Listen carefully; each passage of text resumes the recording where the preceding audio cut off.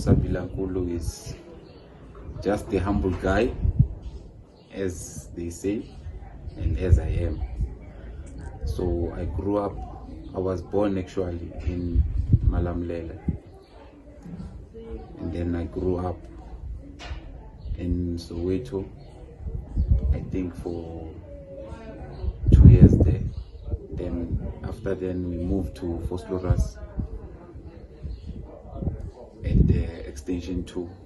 Then that's when I did my studies in Abinala Primary School, and then from there I passed my primary levels. I went to Tutolisedi Secondary School, and then at that age, that's when I started to be more focused, because I was starting to see and realize the potential and the hunger in me being a professional soccer player. So as I grew up doing my studies, I used to follow my brother, Michael Bilankulu, because he was the only brother I have, and I used to follow him where he was playing soccer for a local team here in Vosloorus. So I used to carry their boots and watch them when they are playing. When they are training, I used to do the training sessions with them on the side. And then from then, that's when I developed my hunger and passion in being a professional soccer player, because my dad too used to take us to the stadiums to watch football, because he was the supporter for Jomo Cosmos. So we used to watch games in Ellis Park and even here in Vosloorus Stadium when we moved here in Vosloorus. My first professional contract was in 2005. I left here in Joburg to go to Durban to have a 10-day trial with the Golden Arrows, because my coach here in the local team organized for me a 10-day trial with the team, Coach Pride Morus. And then he organized with Babu Msele, as is based in Durban. So they spoke to Rocky Madlala, and then that's when I got a chance to go and have some trials with the team. So it was in January, around 10 January, if I'm not mistaken, because at that time the team was starting their recess after the Christmas break. So I went there. I got an opportunity to train with the team, and it was quite hectic because it was my first time being in a professional setup. And then Rocky Madlala was happy, the late Rocky Madlala, as he was the club boss, and the coach at that time was Cabo Zondo. So then they were happy, and then they told me that I have to stay, but I will train as well with the reserve team. And then from there, I was training with the reserve team. In the afternoon, in the morning, I was training with the senior team. And then I got my contract, and it was the turning point of my life. I was happy because that was my dream growing up, to be a professional contract, to be a professional player, and to have a professional contract. It's everybody's dream as a young kid growing up in the streets, in the dusty streets. So it was impressive, and I was humbled and overwhelmed. What are you looking to achieve as a player? If you've achieved it already, what is it?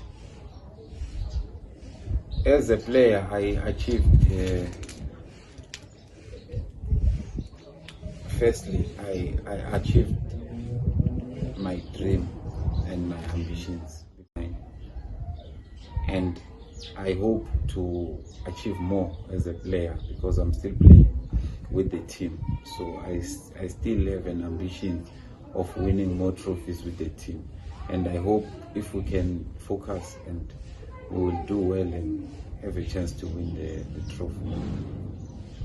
On that note, since you are 35 years of age, are you looking to hang the boots anytime soon?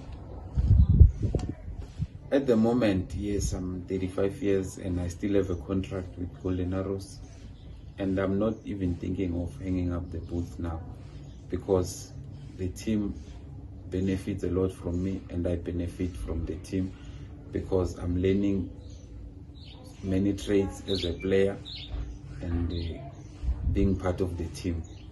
So I believe even the younger players, they're achieving a lot and they're learning a lot in me being around them because they see the good I do on and off the field. So some of them, they are role models, some of them I give them advices, and I even learn from them as well. So I don't think I will hang up the boots anytime soon.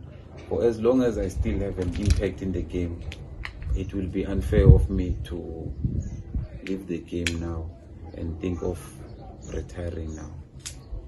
What do you make of your team's overall performance this season?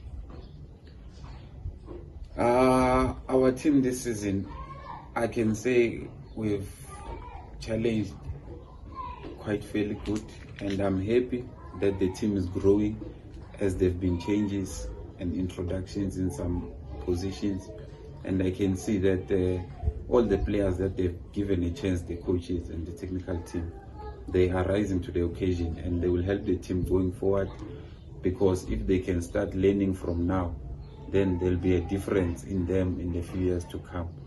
So I believe we have challenged very well, and I think there's a room for improvement. As a senior player, what have you learned in the world of football, and how do you generally advise junior players who are new to the league? As a senior player, I always look to learn as well, because there's no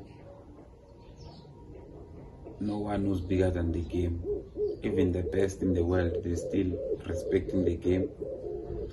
So I always tell the younger guys that if you are not playing, you must wait for your opportunity to come. And if you are playing, you must realize that there are those who are waiting for your jersey.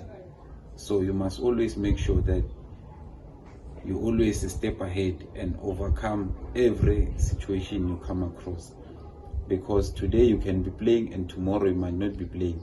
But it's up to your attitude and mental strength to develop a good heart and be a good teammate and have a good relationship with the coaches. You must not fight with the coaches. If the coach is not playing you, it does not mean you are a bad player.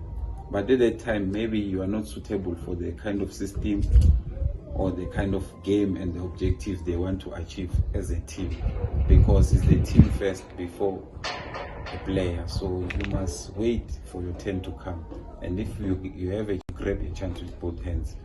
So that's the kind of things I always tell the guys, because some of them, they know they play one season and then after a season they think they've arrived, but that's not the case, because the next season is different from the previous season. So you must always be focused and be humble and always work hard and try to achieve more things.